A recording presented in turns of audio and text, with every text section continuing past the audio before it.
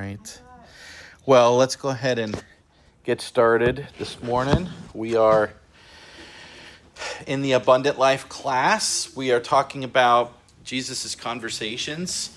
And I don't know, I've been working on this one for a couple of weeks, and I really enjoyed the parallelism with this. I've never really seen it before. When you look at the calling of Jesus' disciples and then his recommissioning of them after his resurrection, there was some powerful things in here, and it just left me in awe of Jesus's care of his people here, and that is mirrored a lot in how he's brought me along in my ministry. That it's not just a calling; it is often a recalling. It is often a reminding. It's often a rebaptism in the idea of, hey, here's where your focus should be. Here's where your energy should be. And I think it's really beautiful the way he ministered to these guys. But we're going to be looking at a lot of conversations between Jesus and his disciples. But the two that stand out in the way that they're parallel is his initial call of Peter, Andrew, James, and John, and then his meeting with them after the resurrection at the Sea of Galilee. And so they were called from their initial vocation and given a mission. And we see Jesus in his words basically said, "Follow me, and I'll make you fishers of men." And then we see 3 years of ministry with Jesus. We see miracles. We see teaching. We see suffering. We see walking many miles, just living life together, and then being drawn to this man, and then crisis. Crisis in the eyes of the disciples. Crisis in the eyes of failure, in the eyes of these guys. And Peter makes the statement, "I go fishing." And there's several things that lead me to believe that he's declaring, I'm done with this. I'm going back. I'm going back to what I was doing before Jesus called me. It's present tense, signifying continuous action. Basically says, I'm going fishing and I'm going to keep fishing. This is where I'm headed. But I think Jesus, he's I'm not done. I have something special for these guys. I have a life set aside for them, and I'm not just going to let them go back to doing what they were doing before. I've set boundaries for their life. I mean, there are times when I make declarations, and I don't make them out loud. I make statements in my mind, right? Maybe, I don't know if you can sympathize with this. Like, you're like, I'm going to do this. Or that's the last time I'm ever doing that, right? And I'm not even talking about doing things wrong. Sometimes I do it and it's right. And I make a declaration, that's the last time I'm doing that for that person, right? And so we just make declarations. And God laughs. God chuckles and says, you'll come around because you're going to do what I need you to do. You're going to do what I've laid out for you. And if you don't, you're not going to be happy. And so he graciously calls them a second time with the same miracle that he called them with the first time. So let's take a look at this. You can't really see it from just looking at one of the Gospels. You have to look at all the synoptics. So let's go ahead and read through the stories. Let's go to Matthew. We're just going to go ahead and read through all three accounts. And I think you'll see kind of a complete picture here. But we have the same story told from three different accounts. From Matthew, who was not there. From John Mark, who was not there. And from Dr. Luke, who was not there. So they're each getting pieces of the story that are accurate from other people. So I think you need to read the Gospels with this in mind. It's not, well, look, there's mistakes. No, have you ever been given a story? Yeah, telephone. right? Have you ever been given what's that game called? Telephone, right? Yeah. But this is different. This is you hearing of the same event from different people, right? And so you're going to get different parts of it. You're going to get different pictures of it. And everything's accurate. But let's pick it up. Start in Matthew 4:18. And Jesus, walking by the Sea of Galilee, saw two brethren, Simon, called Peter, and Andrew, his brother, casting a net into the sea, for they were fishers. And he said unto them, Follow me, and I will make you fishers of men. Immediately they left their nets and followed him. And going on from thence, he saw other two brethren, James the son of Zebedee, and John his brother, in a ship with Zebedee their father, mending their nets, and he called them. And they immediately left the ship and their father and followed him. So we're going to point out some things here. Jesus' words, follow me, and I will make you fishers of men. He's saying, I want you to leave what you're doing, and I want you to come and see me. I want you to dedicate yourself to be a follower of me. And we have them at work. He catches them in their setting. I think something that we need to focus on, and we'll point this out a little bit later on, is this is their home turf. Jesus went to them. He didn't meet them in the synagogue. He didn't go to their homes when they were with their families. No, he caught them where their identity was strongest. And he even caught James and John when they were working for their father. And so he says, I'm going to use skills that you have, but I'm going to yield a different result. Instead of being fishers for fish, you're going to be fishers of men. And so you're going to be gathering, instead of gathering for yourself, you're going to be gathering for the kingdom. And so this is the call. The kingdom, remember, from the heavens is being offered, and you're going to be gathering for the kingdom. The message will be repent, for the kingdom of the heavens is at hand. And so he gets them here at first. Ordinary work, but I'm going to call you to extraordinary work. I'm going to take you from what you're doing now, grinding every day, to something amazing. All right, let's see what Mark has to say. Mark 1. It's going to be similar. Mark 1, beginning in verse 16. Now as he walked by the Sea of Galilee, he saw Simon and Andrew, his brother, casting a net into the sea, and they were fishers. And Jesus said unto them, Come ye after me, and I will make you to become fishers of men. And straightway they forsook their nets and followed him.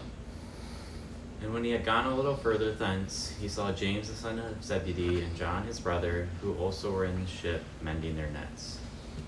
And straightway he called them, and they left their father Zebedee in the ship with the hired servants, and went after him. So Mark uses one of his favorite words. If you've ever studied Mark, what's Mark's favorite word? Straightway, yes. So Matthew actually said immediately. But I think this is important, because there's no hesitation on the side of Andrew and Peter. These are guys that are ready. They're ready to be harvested. They're ready to be redirected. They're ready to be used. And so it didn't take a lot of convincing. Straightway, immediately, when they saw Jesus. Now, we're not told why. And I think in Luke, we get the complete picture. We get one of the reasons why it was so easy for these guys to leave their nets. So let's go to Luke 5. So again, we see a very similar account in both Matthew and Mark, two of the synoptics. But let's go ahead and take a look at Luke chapter 5. I think we're back around to you, Alan. Verse 1. Yes, sir. And it came to pass that as the people pressed upon him to hear the word of God, he stood by the lake of Gennesaret, And saw two ships standing by the lake, but the fishermen were gone out of them and were washing their nets. Getting into one of the boats, which was Simon's, he asked him to put out a little from the land. And he sat down and taught the people from the boat. Now when he had left speaking, he said unto Simon, Launch out into the deep, and let down your nets for a draught. And Simon answering said unto him, Master, we have toiled all the night and have taken nothing. Nevertheless, at thy word, I will let down the net. Hey, Father, your class, but the youth pastor's not here. Do you want to bring the youth in here? Yeah, bring him on in.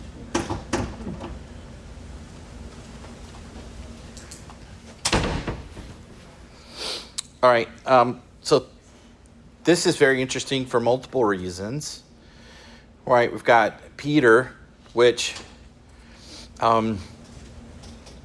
is pretty quick to talk, right? Peter's quick to give his perspective, and he's a little contrarian, right? He's quick to say, well, I hear you, Jesus, but here's a little piece of information that maybe you didn't know. We've been at this, and there's no fish there, right? This is not a good time to fish.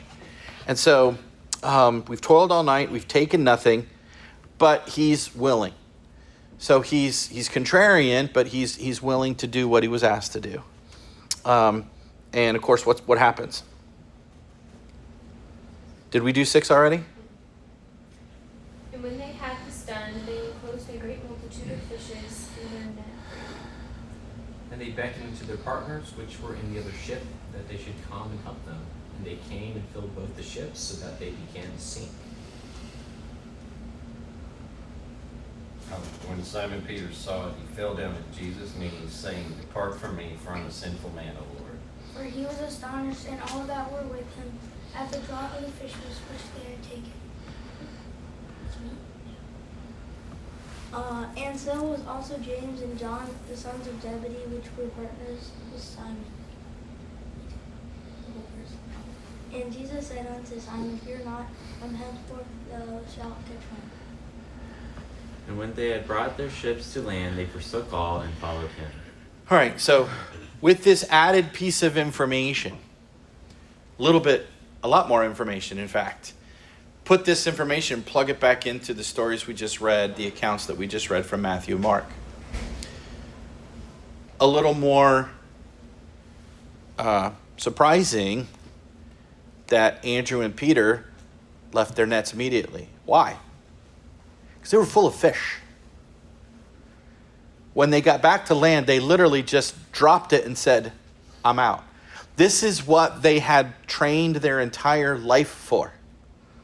And this was the biggest catch they've ever had in their entire life. And they said, that's enough. I'm ready to walk away from that and follow Jesus. Immediately. Now that word straightway and immediately, it wasn't after they sold the fish and pocketed the money. It wasn't after they put everything away and put the nets into dry storage. It wasn't after they talked to a buddy and said, hey, take care of this. We can settle up later. It was Sam's in the middle of a job. He's been working he's got all of his equipment out there. He just knocks down the biggest tree he's ever knocked down, and it's sitting there in the middle of someone's yard, and he walks away from the job, and he leaves his equipment in someone else's yard, and someone else can come and repossess his equipment and sell it and do whatever. That just shows you how crazy this was. That Jesus made them choose at this moment. It's one thing if they'd toiled all night and done nothing and said, yeah, we really stink as fishermen. We're not doing so well. We probably ought to consider something else.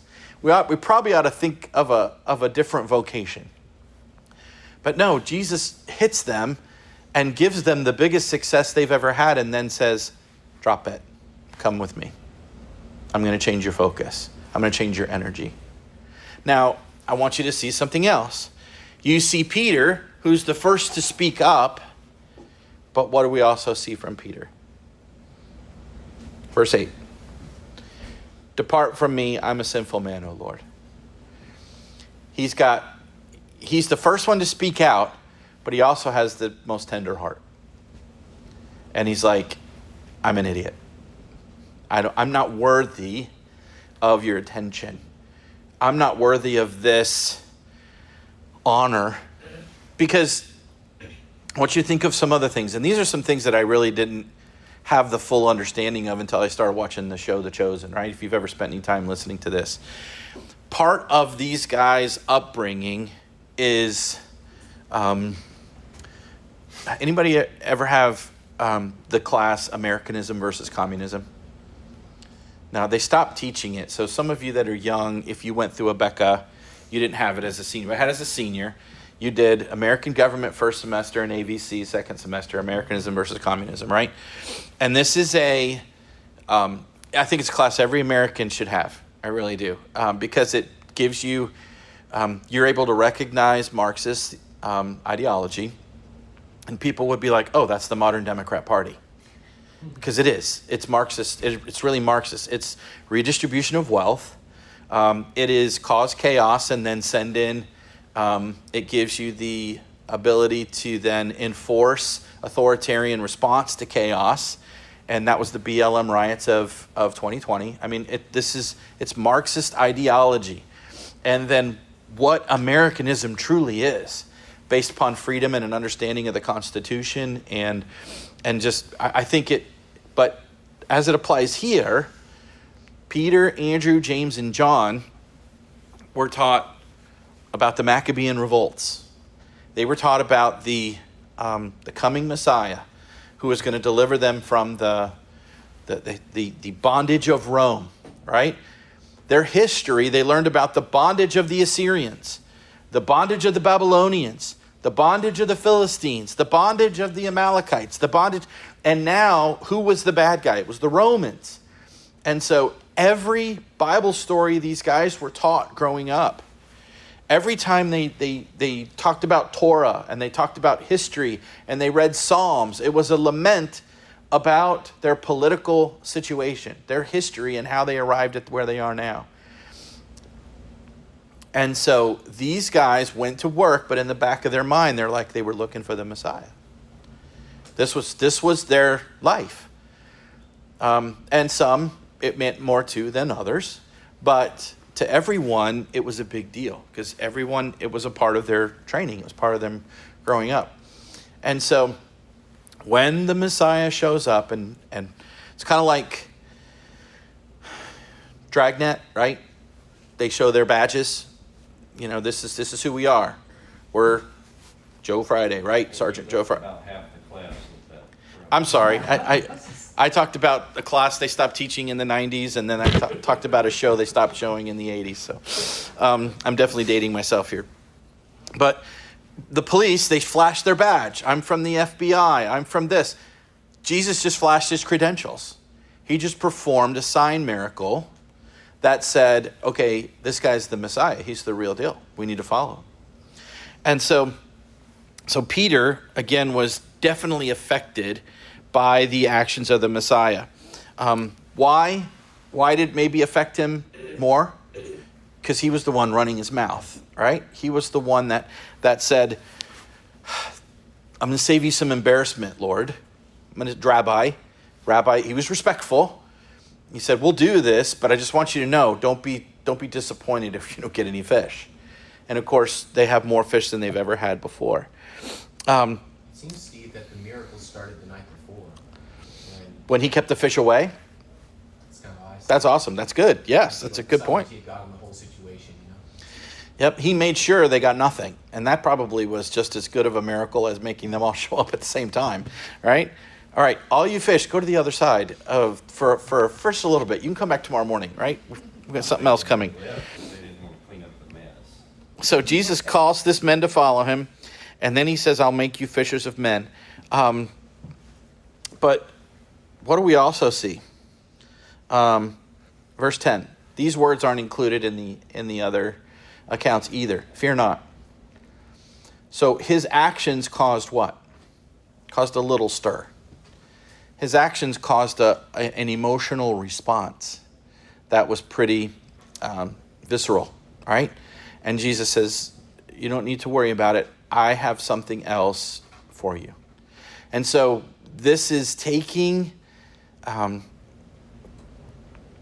these nets are, they're huge.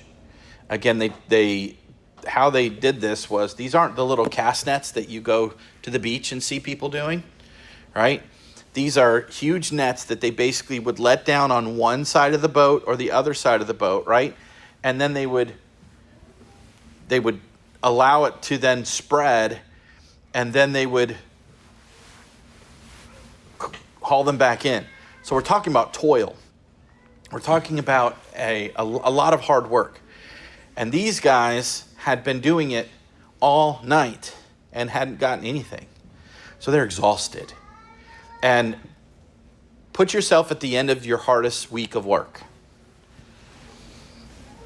And then someone puts a very important decision in front of you. Most of the time we're like, yeah, I just can't. I'm not gonna think about that now.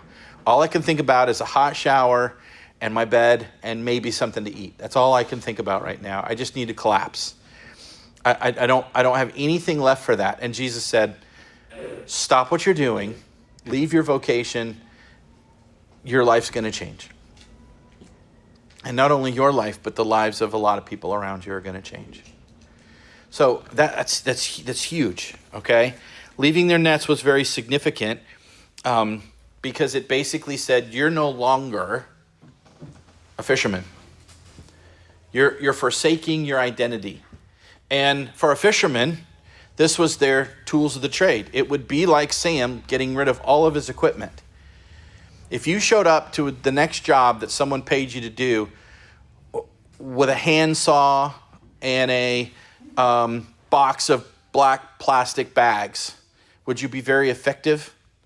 You wouldn't be able to touch those jobs, right? You need the big equipment, the big heavy stuff, the Caterpillar and all the little things that he has, the dump trucks and trailers and all the different saws that he has. But they gave up not only their identity, but they gave up their security. Yeah. This was their way of life. They just left them and said, I'm going to do something else. So this was very significant. It's very significant. So let's, while that's still fresh in our minds, let's go to John 21.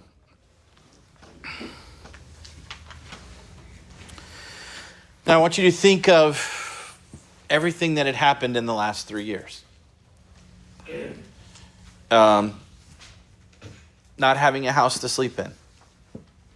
So a lot of camping, a lot of sleeping under the stars, a lot of huddling under a tree during storms, sleeping in borrowed places, wondering where meals are going to come from, not having regular 3 meals a day, just kind of doing things when they do them from the purse, right?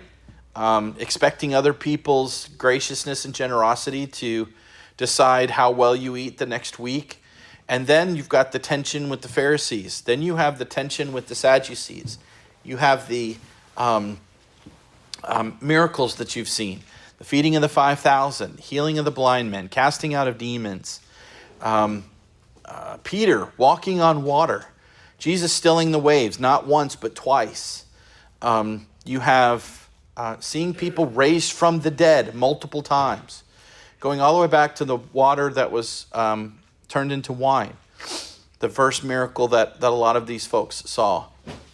And so think of the teaching, the life-changing doctrine that Jesus was basically trying to teach them. The kingdom truths in the Sermon on the Mount, and this understanding of the Old Testament that they've never had anyone picture them before. And then the events of the last few days. Jesus is arrested. Jesus is tried. They have to hear the story, many of them, and John witnessed the crucifixion of Jesus because they scattered and ran away. And so, discouragement, failure, it's over in many of their eyes. And so let's pick it up here in verse 1. Before that, though, chapter 20 is Christ appearing to them. And so they know he's alive. They know he rose from the dead. They know he's alive. But Peter doesn't know what he's supposed to be doing. Yeah. So his identity is gone. Yeah. And we're going to see him crushed here. And again, this is what makes this, I think, so significant is Jesus' care that he took with Peter. But let's read the story. After these things, Jesus showed himself again to the disciples at the Sea of Tiberias, and on this wise showed he himself. There were together Simon Peter and Thomas called Didymus and Nathanael of Cana in Galilee and the sons of Zebedee and 2 other of his disciples. So let's pause here. At this time, Peter has laid eyes on the risen Christ 3 times. He saw him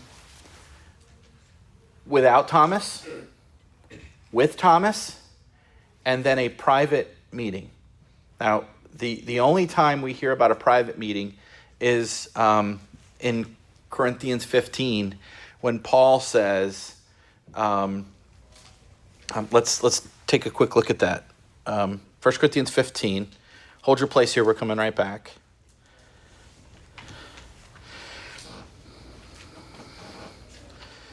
Verse 4, he was buried, rose again the 3rd day according to the scriptures, and he was seen of Cephas, then the 12. So one of the very first meetings that Jesus has is with Simon Peter, alone. After that, he was seen of 500 brethren of once, the greater part, seen of James, then all the apostles. So we have these Paul's accounts. That's the only phrase we have of a private meeting that Jesus has with Peter. Can you imagine that meeting? That to me is like of any time in history, if I could have been a fly on the wall. Mm-hmm. This is the first time that Peter's able to see Jesus after he had betrayed him, after he had cursed and swore during his trial that he didn't know him. And Jesus seeks out Peter alone and just ministers to him. That to me is super powerful right there. All right, going back to John. Pick it up in verse 3. Simon Peter said to them, I am going fishing. They said to him, we will go with you. They went out and got into the boat, but that night they caught nothing. Okay, now again, I think a lot of people miss the significance of this sentence because they're uniformitarians. The present is the key to the past. If Dennis basically told us, hey, I'm going fishing, all right, it doesn't mean he's changing his job. It just means he's going out, he's going to throw a line in the water, and he's going to fish. And he'll be back, and then he can go back to his life. But that's not the way they fished back then. In order to fish, you have to get your gear, you have to mend your net, you have to, again, and this is continuous action. This is not, I'm going to go sit on the end of the dock with a cane pole and dip my toe in the water and just, have a Kool-Aid and then I'll see you this afternoon. That's not what this is. This is, I'm going back to my nets. He has decided, like Alan said, he doesn't have an identity. He doesn't know who he is at this point. For the last 3 years, he's known. He's a follower of Jesus. He's known what he was going to do every day. May not specifically know, but he knew he was going to follow that man wherever he went. Because that's what God told him to do. Follow me and I will make you fishers of men. And so, verse 4.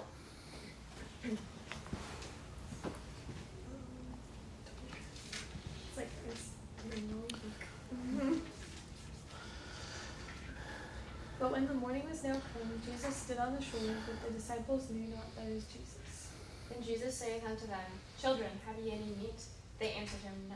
So I think that's interesting right there. And I don't know if Jesus was changing his appearance or if the beatings that he took and his recovery had changed his appearance to the point where they didn't even recognize him. There's a verse in the Old Testament that kind of leads us to believe that his torture was so much that that people who knew him wouldn't be able to recognize him.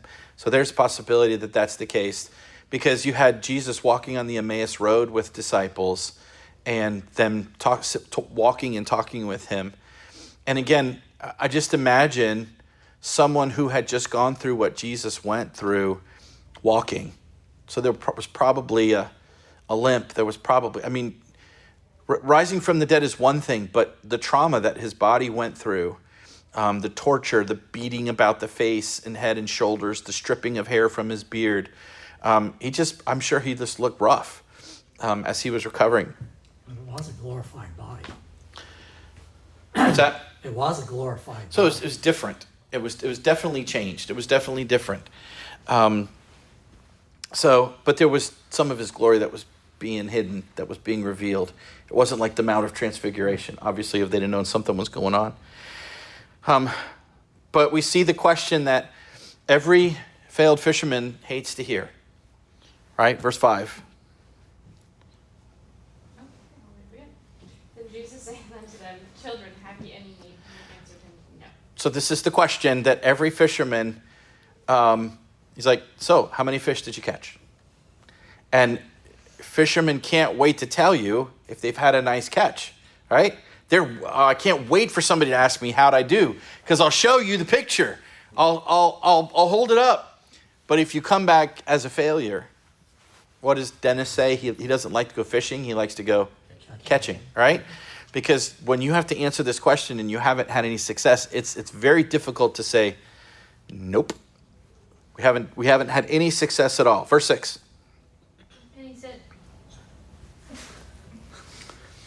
And he said unto them, Cast the net on the right side of the ship, and ye shall find. They cast therefore, and now they were not able to draw it for the multitude of fish. So at this time, something must have been scratching the back of their minds. Like this feeling of deja vu. This I feel like I've been here before. What's something's happening. Something's going on here. Verse 7. Therefore the disciple whom Jesus loved saith unto Peter, It is the Lord. Now when Simon Peter heard that it was the Lord, he girt his fisher's coat unto him, for he was naked, and he cast himself into the sea. Keep going. Yep. And the other disciples came in a little ship, for they were not far from land, but as it were 200 cubits, dragging the net with fishes. And as soon as they were come to land, they saw a fire of coals there, and fish laid thereon, and bread. Jesus saith unto them, Bring out the fish which ye have now caught. Simon Peter went up and drew the net to land full of great fishes, 153, and for all there were so many, yet was not the net broken. Jesus saith unto them, Come and dine. And none of the disciples durst ask him, Who art thou?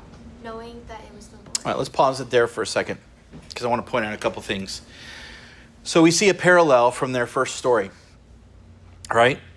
Jesus points out, I want to follow my notes here so I don't miss anything. The second time Jesus called these men, much had changed. Jesus had mentored them, taught them, performed many miracles in front of them, had even empowered them to perform some miracles. However, they were devastated with Jesus' death to the point that Peter declared to the group he was returning to the vocation of fishing. Such is the power of discouragement. It causes us to forget the focus that we'd once have. Discouragement causes us to lose hope and to forget the power that we once felt. You can say, how in the world can Peter, who walked on water, cast demons out, went back time and time again to see 5 loaves and 2 fishes feed 5,000 people? How in the world can Peter forget this? Well, this is the power of discouragement. This is the power of failure.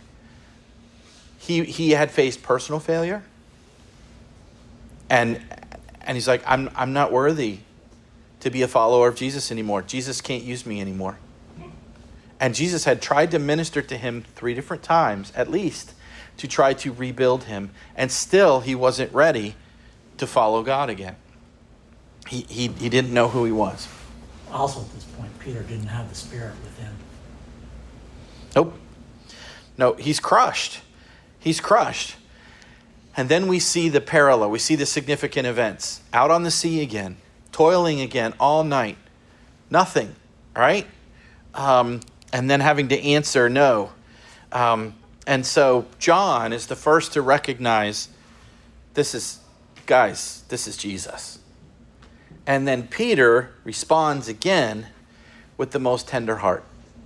he's like, okay, forget this fishing stuff. I'm going back to Christ. Now, something that was different, will contrast. Jesus says, go take care of the fish. Go help your brothers bring the nets in. Count the fish. Go back to work. So at this point, the job goes from not just gathering, but tending, shepherding. There's a little more investment here. And then the conversation afterwards that we haven't even read about yet. Jesus asks him 3 times. Now, I'm not ready to teach this yet because I have to get into what was Jesus saying when he used his words, do you phileo me, do you agape me, do you feed my, and then he uses lambs, he uses sheep, he uses feed my little lambs. But I know he's preparing him for what comes next. I know he's getting him ready. I need you to be better than this, because I need you to begin to not just be one of the sheep. I need you to be one of the shepherd. I'm leaving. I need you to tend to the flock. And he's telling him who he is. He says, you're not a fisherman anymore. You're going to be a shepherd. I think it's interesting too that he says that to Peter, because I was thinking about earlier when Peter says, I go fishing, and everybody went with him. He was a leader and needed this caution from the Lord of, here's what I want you to be modeling for others. Yep. And to a man, all 11 of them go for the rest of their life and serve God. They give all of their remaining years to God. I'm following Peter.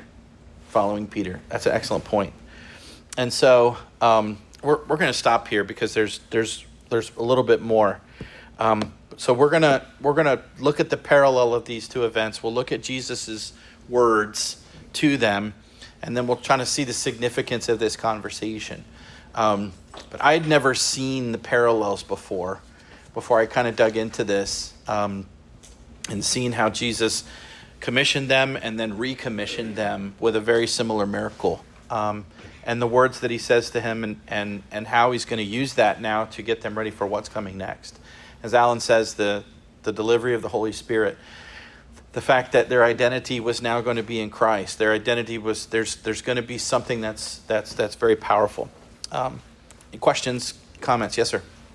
In verse 5, when Jesus calls them children, do you think they would have thought anything of that, or do you think that would have just seemed normal to them to be called that? This is Paideon. This could just be, I don't know, it could be an older man talking to a younger man. I think it's interesting he uses that term to point out that they're failures without him. And that's one of the things we're going to talk about next week. In both, I think the significance of this particular miracle is to point out what he told them in the upper room, without me, ye can do nothing. If you're not going to do what I ask you to do the way I ask you to do it, you're not going to have any success. But if you'll do it the way I've instructed you to do it, you'll have more success than you've ever can imagine, because it'll multiply. What do you think about the use of Paideon here? I just wondered. Yeah, he didn't say... That would have seemed like, because they still didn't know it was the Lord at that point. So. No, it wasn't until the miracle, again, this is what clicked for John, right? Because I was thinking if it's an age difference, but how much older would... Not a whole lot. Yes, sir. When I go to a job site where my friends are working and we're all more or less equals, I'll say, hey, boys. I wonder if it could be something colloquial like that. Like, it's not necessarily... it's possible. I'm not calling them little kids. I'm just, how's it going, guys? Or, Well, this is John's...